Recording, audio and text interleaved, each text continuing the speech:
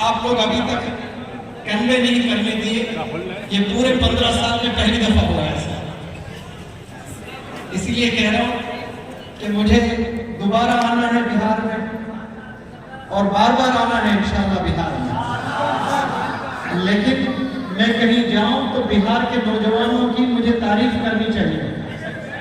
लेकिन आप मुझे इन्नी वजीहतों के बाद पता ही नहीं करते हैं, बात ही नहीं करने दे रहे आप लोग। आप ही बात कर रहे हैं तो मैं मौलाना हुज़ैफा साहब से गुजारिश करता हूं कि 8-10 हज़ार माइक ले आए, सबको तकसीम कर जाए, फिर आप ही मोटिवेशनल स्पीकर बन जाए और आप ही बातें करते रहें। अभी खामोश माशाल्लाह इस तरह से बैठे, बहुत अच्छा लग रहा है। और मैं कहने की कोशिश कर रहा था कि मैं आवाम में आकर बात करूं। नौजवानों की ताकत को मैंने देखा, कोई पतलून खींच रहा है, कोई शर्ट खींच रहा है, कोई हाथ इधर से खींच रहा है, और ये शोल्डर तो मुझे अभी तक दर्द हो रहा है।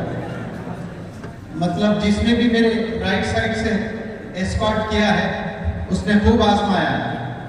यहाँ की रोटियों में बड़ी ताकत है, यहाँ के चावल में बड़ा दम है माशाअल्लाह। और यही ताकत, यही दम, यही आप लोग अगर तालीम में दिखाएंगे तो इस सरजमीन किशनगंज से एक नहीं 1000 मौलाना अबुल कलाम आजाद पैदा होंगे, कई डॉक्टर APJ कलाम पैदा होंगे, कई मौलाना गुलाम साहब मस्तानी पैदा होंगे इंशाअल्लाह, जो रेवोल्यूशन ले आएंगे इस दुनिया में। लेकिन अफसोस हम नौजवान जितने भी यहाँ देख रहे हैं, मुझे सुन रहे हैं, वो लोग हवा में उड़ने वाला, पता उसको क्या बोलते हैं, हाँ ड्रोन कहते हैं, ड्रोन को देखने आए या हमारी स्पीच सुनने आए। जब ड्रोन उड़ता है मुझे 0.1% भी डिस्टर्बेंस नहीं होता है। आप लोग ऐसा देखते हैं जैसे कोई बरात सवारी उतरी है आसमान से आपको लेके जाना, बुराक जो आप सल्लल्लाहु अलैहि वसल्लम की है। आप लोग फोकस करें, सुने गौर से। अल्लाह ने इस दुनिया को बनाया है, हम सब लोग बखूब वाकिफ है इससे। और इस पूरी दुनिया में एक ऐसा देश है जो तालीम में और खेल में, स्पोर्ट्स में और टेक्नोलॉजी में खूब तरक्की कर रहा है, और उस देश का नाम है भारत, हिंदुस्तान, इंडिया। और इस इंडिया में बहुत से नौजवान रहते हैं, और इस इंडिया में बहुत से नौजवानों में जोश भी है, टैलेंट भी है, जज्बा भी है। और ये टैलेंट, जोश, जज्बा, पागलपन, दीवानगी का मरकज मुझे बिहार में नजर आता है। ये बिहार टैलेंट का मरकज है, जोश और जज्बे का मरकज है। इसमें कुछ ऐसे नौजवान बच्चे तारीख रचे हैं जिनके पास कुछ नहीं था, पहनने हत्ता के कपड़े तक नहीं थे, फटे कपड़ों पर स्कूल कॉलेजेस जाकर तारीख, इतिहास रचे हैं। नौजवान बच्चों में उनके पास कपड़े नहीं थे, किताबें नहीं थे, रिसोर्सेस नहीं थे, 3 वक्त का खाना नहीं था, लेकिन एक चीज उनके पास में थी, वो इरादा था। और उस इरादे के साथ उनमें जज्बा भी था, जुनून भी था, पागलपन भी था। और वही जोश, जुनून, जज्बे को लेकर बिहार के नौजवान बच्चे, जो पहले हिंदुस्तान का सबसे टफ एग्जाम माना जाता था UPSC, अब पूरे वर्ल्ड का सबसे टफ एग्जाम होता है UPSC का। भारत में जो एग्जाम होता है, पहले सिर्फ वो भारत का सबसे टफ एग्जाम था, अभी पूरे वर्ल्ड का सबसे टफ एग्जाम कहला जाता है। और वो टफेस्ट एग्जाम लिखकर अक्सर नौजवान भारत के इस बिहार से कामयाब होते हैं। इससे मालूम ये होता है उनके पास में कुछ नहीं है, लेकिन इरादा है और जोश है।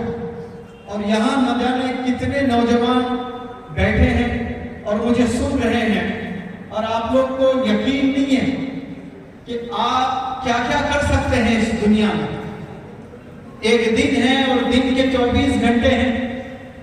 24 घंटे में मेरा रिसर्च कहता है कि नौजवान मिनिमम कह रहा हूं मैं, मैक्सिमम नहीं, मिनिमम 6 घंटे वो मोबाइल फोन में बिताता है, मिनिमम 6 घंटे। और मिनिमम 6 घंटे एक नौजवान अगर बिताता है तो महीने में कितने हुए घंटे? 180 घंटे हो गए। और साल में कितने घंटे बिता रहा है? करीब 2150-60 घंटे बिता रहा है। वैसे 10 साल का हिसाब लगा ले तो करीब 25,000 घंटे वो अपने जवानी के, कीमती जवानी के 25,000 घंटे सिर्फ मोबाइल पकड़कर अपनी एनर्जी को जाया किया और अपनी जिंदगी को बर्बाद किया। सिर्फ खुद की जिंदगी को बर्बाद नहीं किया उस नौजवान, वो नौजवान अपनी जिंदगी को सिर्फ बर्बाद नहीं कर रहे हैं, उनसे आने वाली नस्लों पर भी उसका असर होने वाला है। तो 25,000 घंटे 10 साल के होते हैं। अगर एक दिन के 6 घंटे आप हाथ में मोबाइल पकड़ते हो, इस मदरसा जो जामिया हुसैनिया मदनी नगर में और किशनगंज में वाक़ है, इस मदरसे से पूरे जिम्मेदारी से मैं कह रहा हूं, ये 25 घंटे बजाय मोबाइल हाथ में लिए अगर आप किताबें थाम लेते हो तो मैं पूरे जिम्मेदारी से कहता हूं कि आप लोग हर चीज इस दुनिया में कर सकते हो। आप साइंटिस्ट भी बन सकते हो और इसी सरजमीने बिहार और किशनगंज से आप लोग चांद पर भी जा सकते हैं इंशाअल्लाह। आप पूरी दुनिया को फतेह कर सकते हैं, क्योंकि बचपन भी होता है, जवानी होती है, फिर उसके बाद में बुढ़ापा होता है। और बिलखुसूस जवानी के अगर आप 2-3 हिस्से कर लें, जो 13 साल से शुरू होकर 30 साल तक, 40 साल तक भी अगर आप रख लें, तो 13 साल से 23 साल ये जिंदगी का वो मरहला है, वो फेज है जिसमें 90% नौजवान बच्चे अपने जिंदगी को बर्बाद करते हैं। अपने जवानी का जो जोश एनर्जी है वो गलत डायरेक्शन पर इन्वेस्ट करते हैं उसका। हर नौजवान में जोश है, जज्बा है और कुछ करने का हुनर है, माशाअल्लाह हर नौजवान में होता है। बमुश्किल 5 या 10% ऐसे नौजवान बच्चे हैं जो टैलेंटेड नहीं होते हैं, मतलब अगर वो मेहनत भी करते हैं तो वो बचपन से ही कमजोर है। ये कुन फयकुन का मालिक अल्लाह सुब्हानहू व तआला हर चीज हर बंदे को नहीं देता है, लेकिन 90% बच्चों को अल्लाह ने